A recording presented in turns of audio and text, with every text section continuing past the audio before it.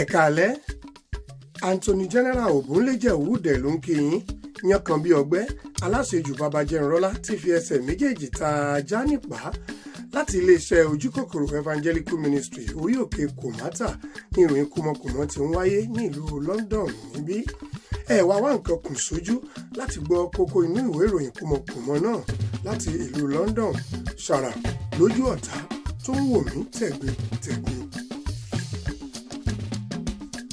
Ọ̀la òde yìí ni àwọn tí wọ́n ń ta gáàsì ìdáná yóò fi àáké ẹlẹ́ran kọ́rí pẹ̀lú ìwọ́de tí ó bani lẹ́rù bíi ẹ̀kú eégún. Látàrí ìwà àìbọ̀wọ̀ fún òfin tí àwọn oníbọ̀ọ̀lì ń wù pé àwọn kò ní gbà kí àwọn máa fi iná gáàsì sun bọ̀ọ̀lì ní ilé epo. Ìyẹn ò dáa lóòótọ́. Ìròyìn kúmọkùmọ lẹ̀ ń gbọ́, ẹ má wulẹ̀ dá òtẹ̀.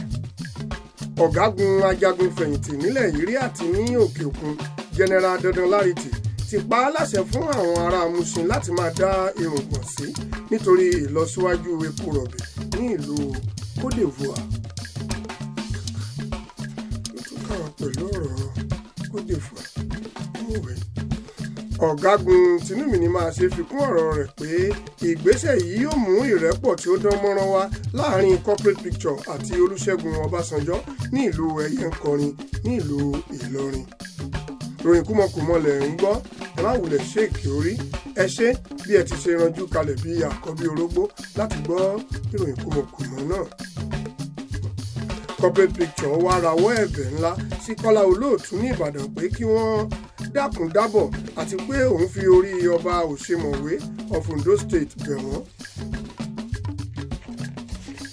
pé kí wọ́n fi Múyìwá Adémọ́lá kalẹ̀ kí ó jẹ ọba ìlú Lálùpọ̀n fún ìlọsíwájú àwọn ará Májídùn ní ìlú Ìkòròdú. Gbogbo ẹ̀yin kọ́lékọ́lé àti abánikọ́lé oore ńlá nìyí fún yín. Ọ̀dà tí ẹ ó máa lò rè o 7 Star Paint ni kí ẹ máa béèrè fún lọ́jà. Ó ní ojúlówó ọ̀dà tí ó ń gbé ilé jáde ṣòó tí ẹ ó sì gbádùn rẹ̀. Fún ẹ̀kúnrẹ́rẹ́ àlàyé ẹ pè sórí 0701 979 9307 lẹ́ẹ̀kan sí 0701 979 9307 kí ẹ béèrè fún 7 Star Paint. Òun ni ó wà lóde báyìí fún ilé láti kun ilé tí ó jọjú. Tó a kì í mọ̀ ogún mọ̀ tẹ̀ kí yan ìwúrà kí ó má lẹ́mọ igúnnugún bà lórùlé ń relé. Ọmọyẹlé Sowore ló kọ ìròyìn yìí fún mi nígbà tí Mercy Aigbe tú ní èdè Yorùbá sí èdè Akẹ́nẹ́bọdè. Èmi ọmọ yín eégún burúkú abi ẹ̀rẹ̀kẹ́ bíi ìlú Èkó náà ni mo kà á fluently sí etí ìgbọ́ yín. Gbogbo wa ni kí ẹ mú o.